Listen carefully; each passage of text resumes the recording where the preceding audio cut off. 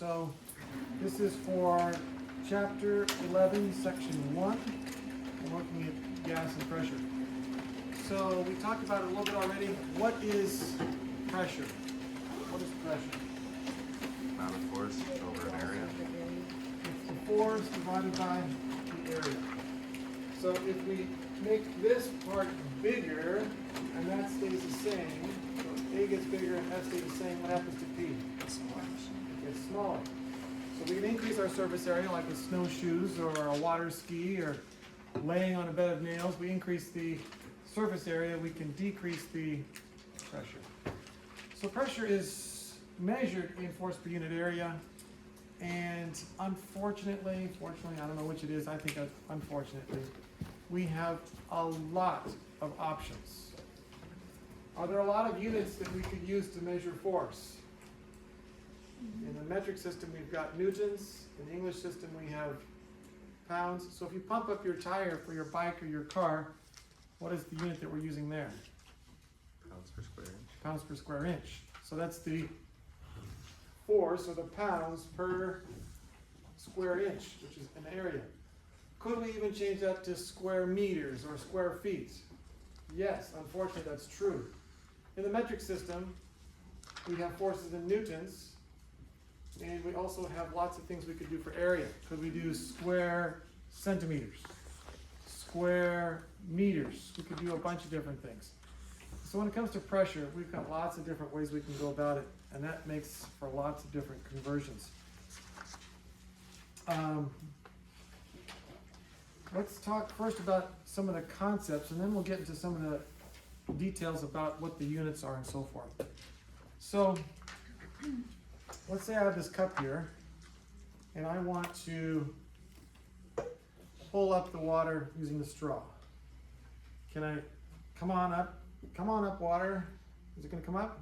No. How do I get the water to come up? Plug the top hole. And what? You can pull a straw out. You'll have some in the straw. Oh, I have some in, but it doesn't come up, does it? Doesn't suction. And if I take this off, what's going to happen? What's going on here?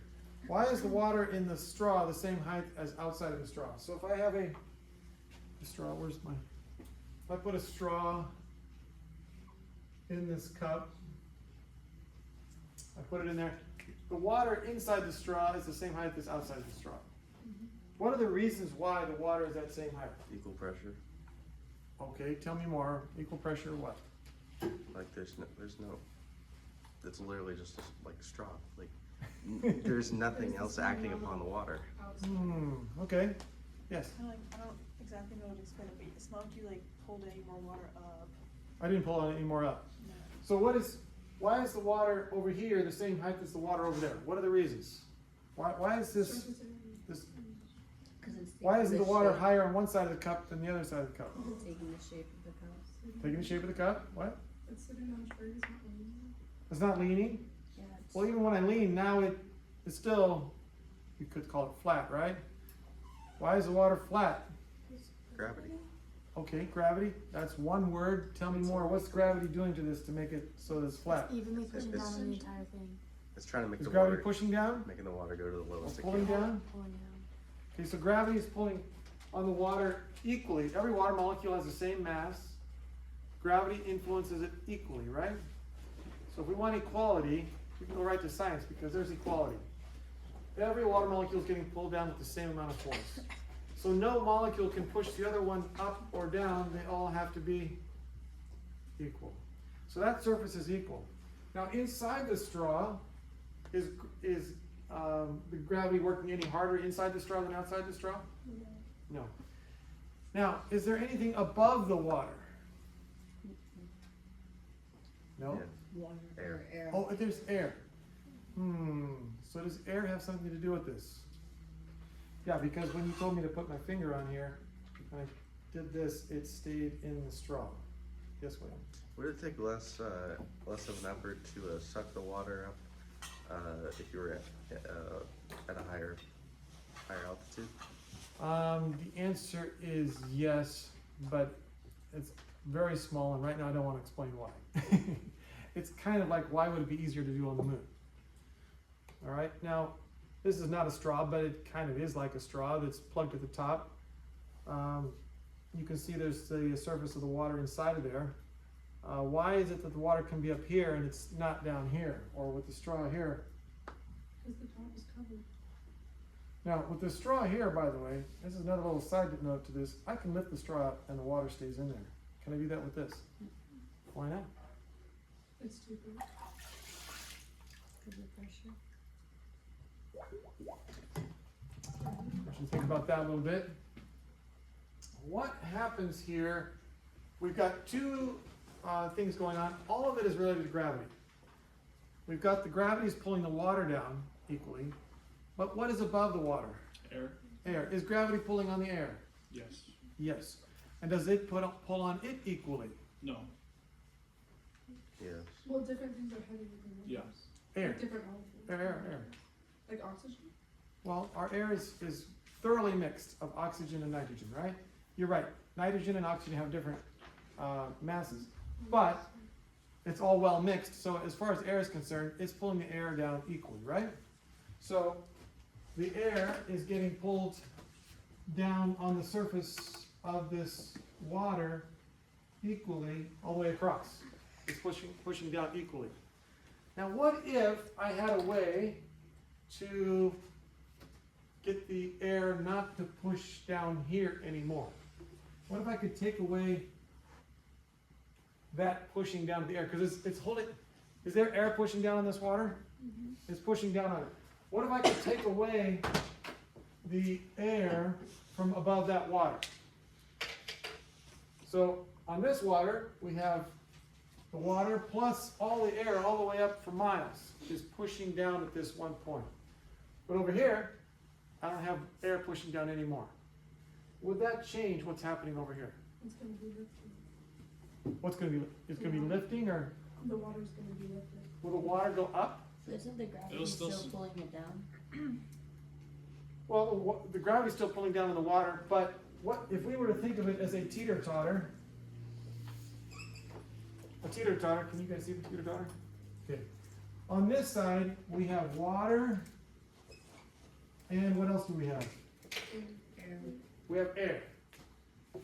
And does air have weight? Yeah. Yes. And on this side, we have just what? Water. Water. Is that equal on both sides? No. What happens when you have a teeter-totter that's not equal? It means to be It's going to tip. Which way is this teeter-totter going to tip? Air and It water. would go down this way. Yes. like in space, you see like the no gravity and they're all floating and they have like water, but it lifts up because there's no air pushing it down. Ah, well, there's not air. That's again a little more complicated, and I can explain that. But there's several things that technically are not. There is still gravity there. It's just that they're constantly falling.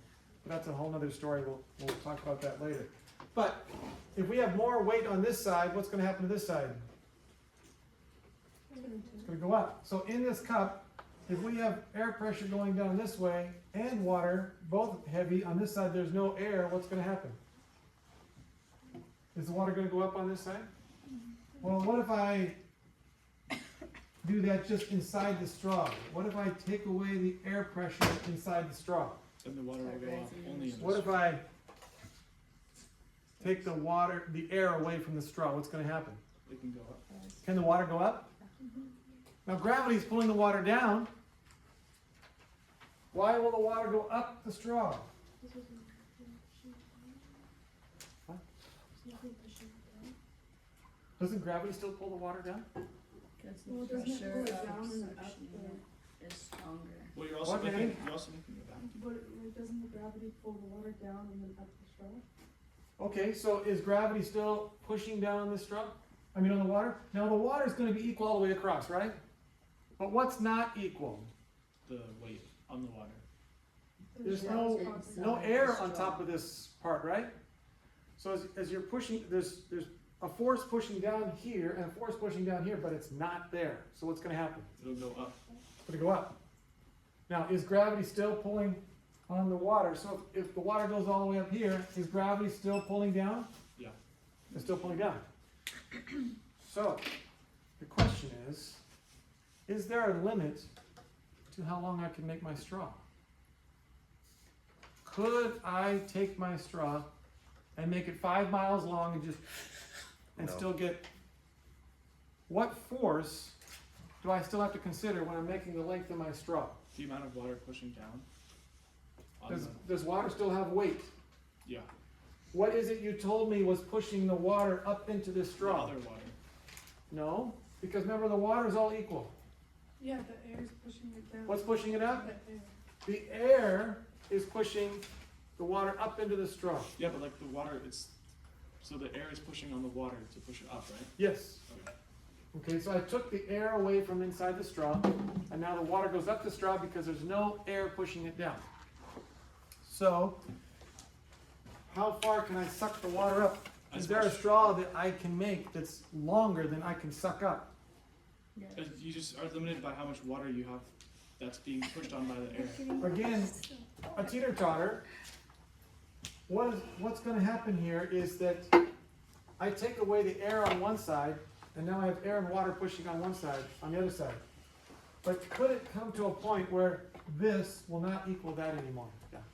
Is it when the air is done, like when you take all the air that is in the straw, it's gonna be the end of the water coming out? Well, is there a straw that is so long that even if I take the air out, there'll be nothing but here? It would be only a, how do you spell vacuum? V-A-C-C-U-M? It's No, UUM it's UUM. and no E. No E. Thank you.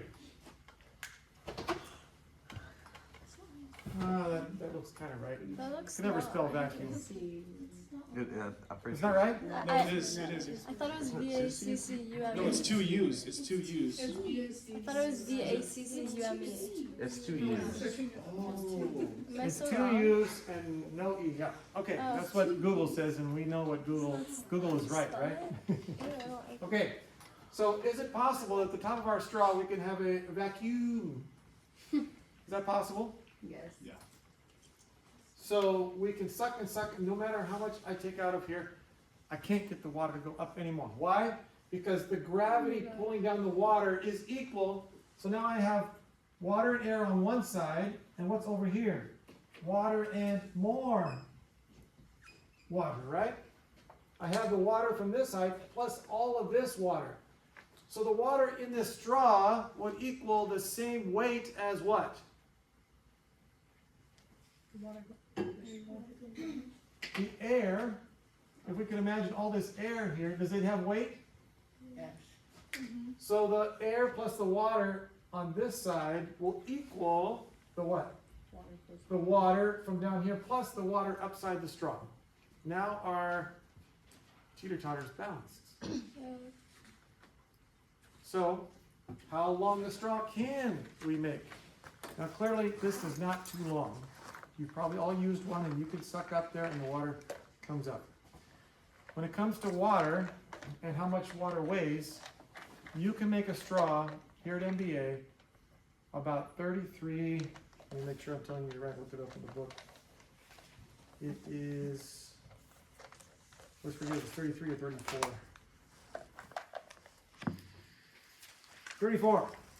34 feet, it's on page 351, 34 feet. So if we made a straw 34 feet long, we could just get the water above that. 35 feet, so the highest we can get here is 34. Let's say we were at 35, what are we gonna get at 35? Air. Nothing, not even air. What are we gonna get? Vacuum. We're gonna get a vacuum. Above 34 feet, it's a vacuum. Yes, William? If you try to forcefully make it go past 34 feet, wouldn't it just boil apparently? Yes, and that's part of what I wanted to try to show you with the vacuum pump. Yes, we can make it boil up here.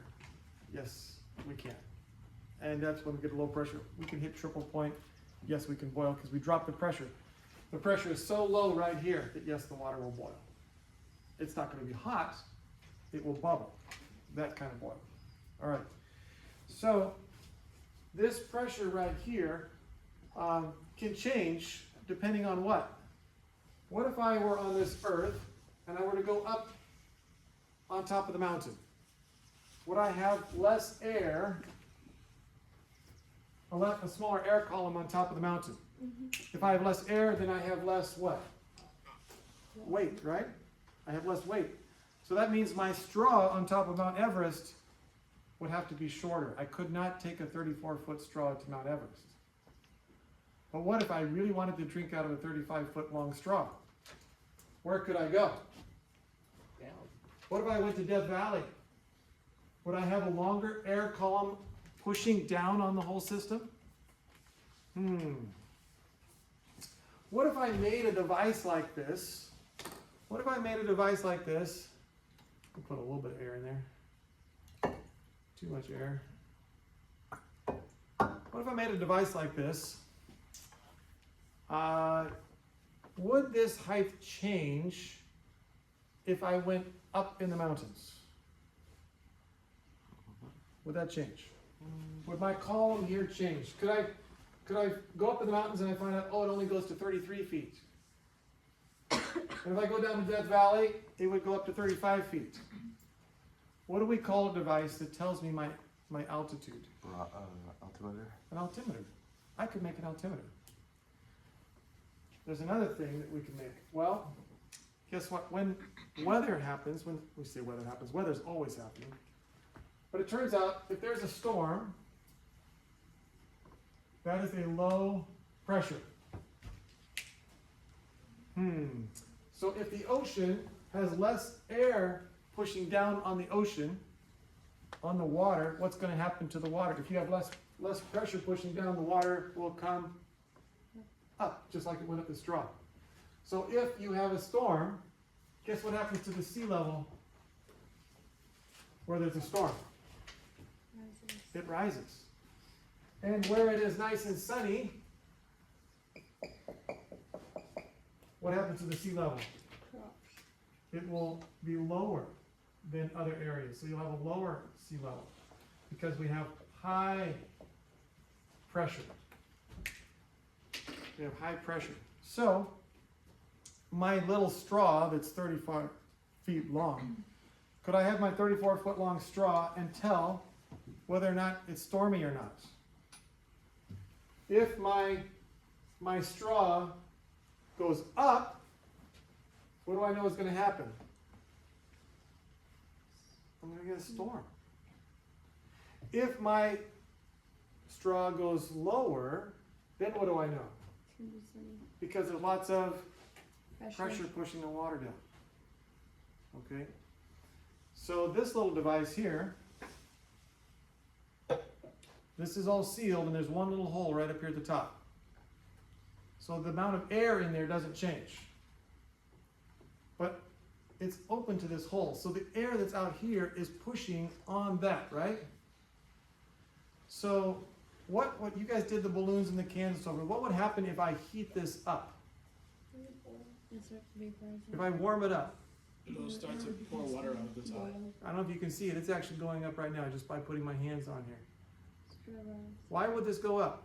Because you push the air outside. More kinetic energy, right? So could I use this device as a thermometer? Yeah. Sure, I could, if it gets warm, it's going to push the water up here, and I could put little marks on here, and I could say, well, that's this temperature, and that's this temperature, and so forth. But there's a problem with using it as a thermometer. Does the weather change?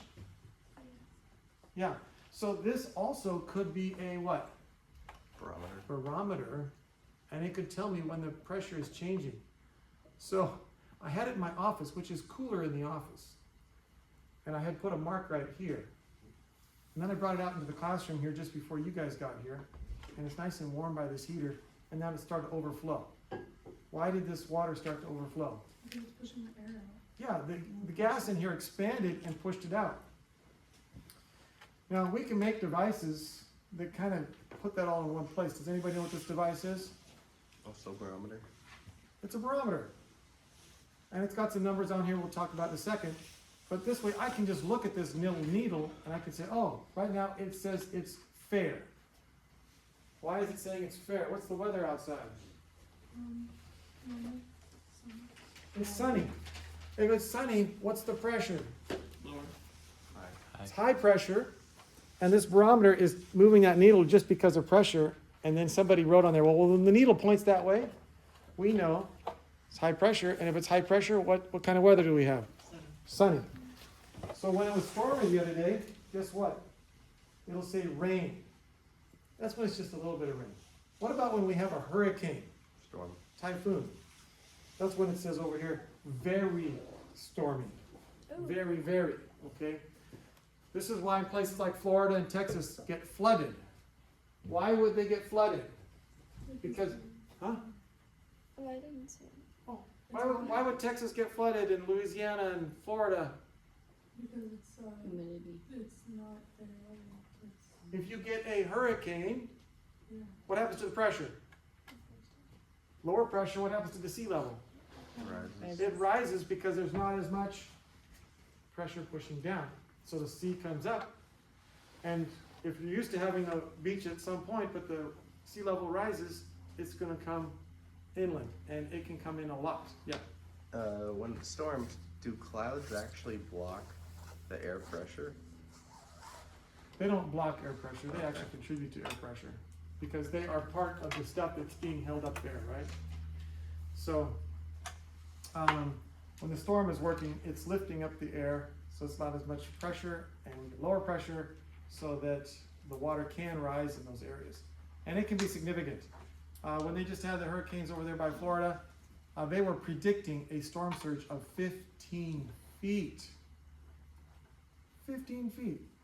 If we had a storm surge here of 15 feet, now our bluff is big enough. Would it come up to NBA? No. But would that probably erode a bunch of our bluff? Yeah, it would be a very bad thing. Okay, so let's talk about some of the nitty gritty on numbers. They have agreed that at NBA, sea level, 0 degrees Celsius, frost on the ground, that is 1 ATM. Okay, 1 ATM, that's 1 atmosphere of pressure. But how do I measure that? How do I put that in some kind of a unit of measurement? So they said, well, let's say that we have a square meter, 1 meter squared, and we figured out how much force is pushing down on 1 square meter, okay? They decided to say the amount of force of 1 Newton pushing down on a square meter. Now a square meter is pretty big, and 1 Newton is about a fifth of a pound. So if you have 1 pound, a fifth of that is what a Newton is. Is a Newton very big? No, it's not very big. And then you spread that force over a whole meter. Is that very much pressure? A little unit over a very big unit gets you a little unit. Okay? Look in your book on page 352.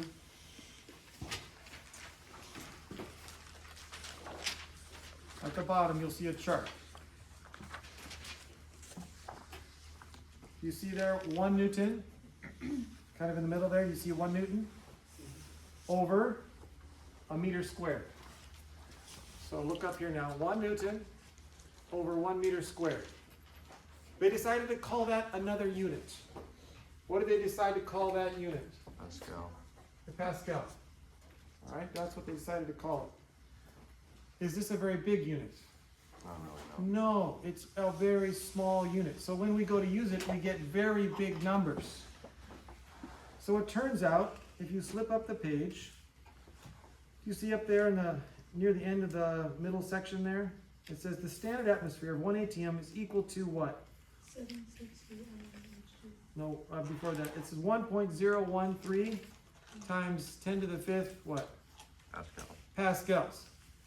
That's a 1 with 5 zeros. Is that a big number or a small number? Big. That's a big number because our unit is very Small. small. So a lot of times we're going to be using it in kilopascals. And by the way, yes, you get to memorize that number. Don't worry, you'll do it accidentally when you do your homework. Now, we have many different ways we could look at this. Like I said, at NBA at 0 degrees Celsius, we would call that 1 ATM. So guess what? 1 Pascal is equal to 1 ATM. But that's not all. There's more units. When Mr. Torricelli, by the way, that could be a name on a quiz tomorrow. Mr. Torricelli was a well digger. He would dig wells, and he tried to figure out why could I not suck up the water out of the well if it was more than 34 feet. He could suck it out if the well was only 20 feet deep, or if the well was 30 feet deep. He could still suck the water out of the well. But as soon as it got over 34 feet, he couldn't suck the water out. Do you understand now why he could not suck it out? Yes, Wayne. Would you need another pump at the bottom? So any well that's over 34 feet has to have a pump at the bottom and pushing it up. That's right. So most wells have pumps at the bottom. Unless the well is more shallow, then you can get away with using your long straw and suck the water out of the well. But it can't be over 34 feet. Well, when Torricelli was trying to figure out why this was a problem, he wanted to experiment with this, and he decided that water was very annoying to try to make 34 feet of pipe. Okay, that's higher than the dormitories. So how do you do that? So he decided to get a liquid that was a little more dense. And so he got a pan of mercury, and he put in this pan a glass tube, and then wanted to see how high the mercury went up. Guess how high the mercury goes up? 760 millimeters. Okay? Is that more or less than a meter? Much less. It's right. It's 76 centimeters. It's right there. Okay, so if you had mercury and you were to take a straw and suck it up, how far could you suck up mercury? 7, 6. That's it. So guess what? 1 Pascal is also 1 ATM, which is also 760 millimeters of mercury. Now they wanted to be nice to Mr. Torricelli, who figured this all out. So they said, you know what, let's name a unit after Mr. Torricelli.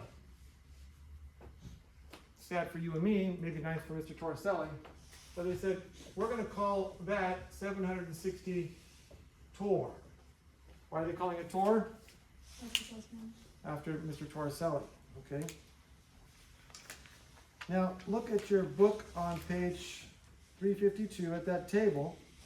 You see kind of near the bottom in the middle in that box. 1 second, William. What does it say? 1 ATM is equal to, what's the first thing? 760 millimeters of mercury. What's the second thing? Tor. So the nice thing is when you're converting from torrs to mercury, it's the same thing. That's the nice thing. It's just annoying that we have 2 units of the same. What's the next thing that 1 ATM is equal to? 1.0325 times 10 to the fifth. Yes. By the way, I messed up here. It's not 1 Pascal. What is that number? 1.01, and that's pascals, equals 1 ATM, which is equal to 760, which is equal to 760 torr. All right. Now, just to keep it interesting, we say, well, that's, I shouldn't say put a decimal. That's that number. Now, if I want to do it in a more convenient unit called kilopascals, I have to move the decimal over, and I get 101.3225 kilopascals, which is also equal. All right, those are all equal. So let's say, yes, let's go to William first. Go ahead, William. What is it times 10 to the 5th? Yeah, this number 10 to the 5th. 1, 2, 3, 4, 5. 10 to the 5th. All right, let's say that you got 2 ATMs.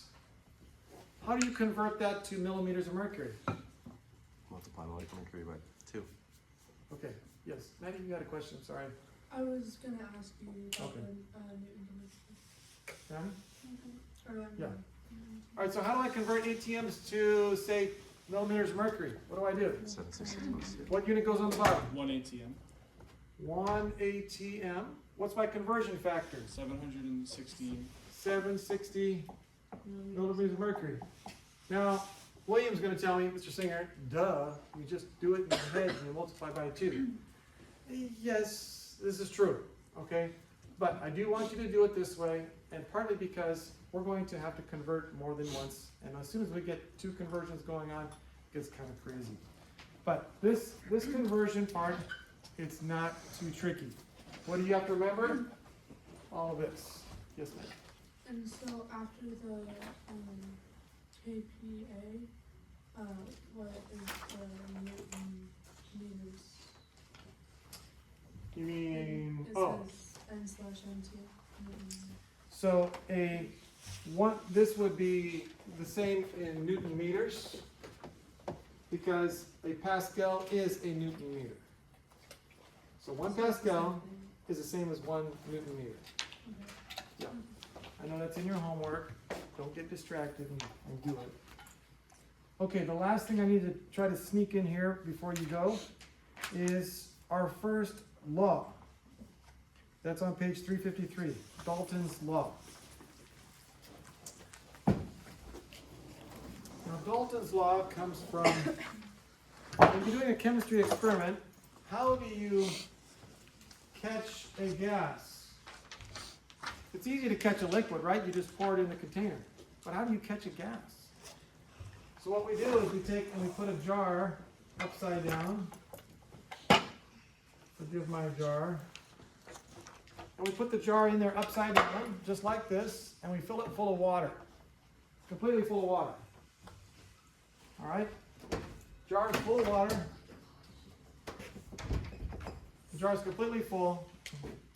And then we put, let me demo it this way. So now my jar is full of water. Let's say I have an experiment and I'm collecting gas in a tube, and that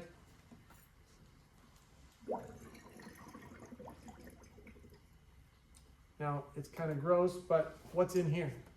Carbon dioxide. All the air I just breathed out, right? So now I've trapped it in this container. So I can let the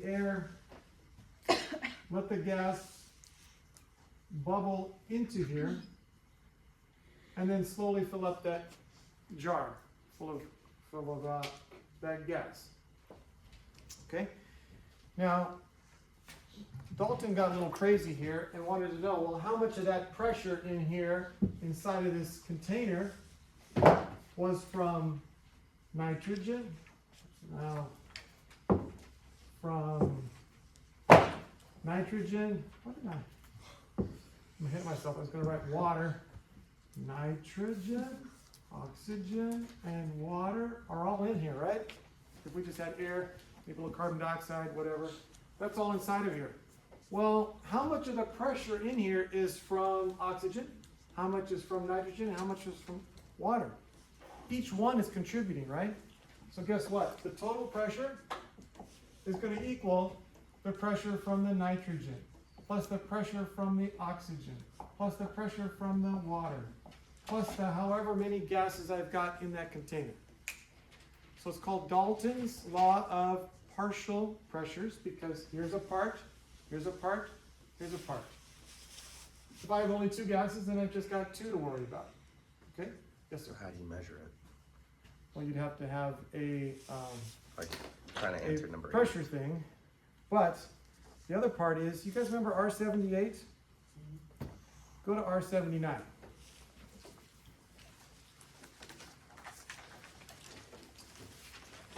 Some crazy guys have already measured for you. You look at this table. What's the title of the table?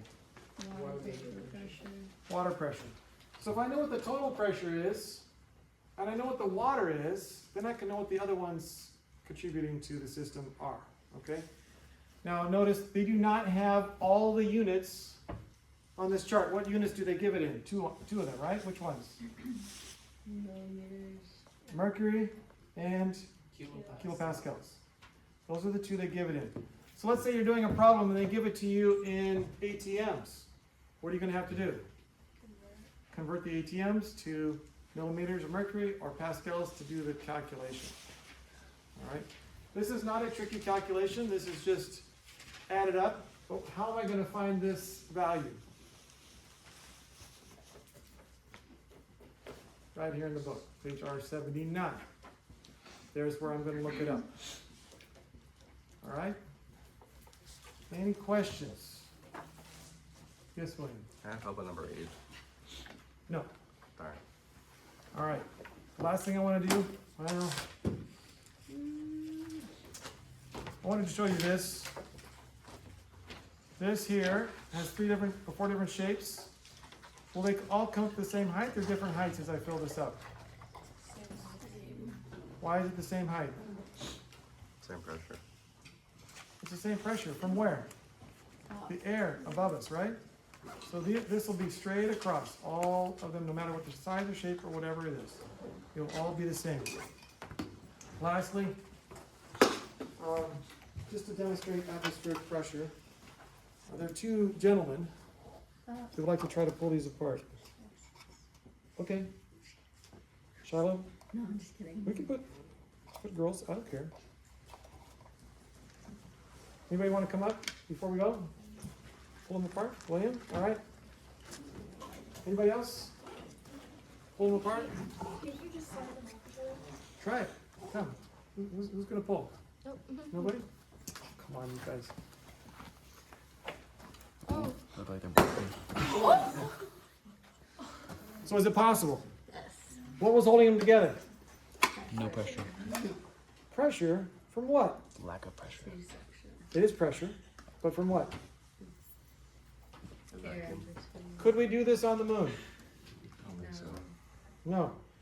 If these were bigger, we couldn't do it. Why? Because we're increasing the what? If we increase the area and the pressure is the same, atmospheric pressure, we have increased the force. So these can handle up about 80 pounds of force. That's how much atmosphere. 80 pounds on this little area. So what if we doubled it? Now we need 160 pounds to pull it apart. All right, what are we doing for tomorrow? A little quiz over what we talked about. Okay, yeah, a little quiz. And what are you turning in tomorrow? 11-1, all right? Keep going.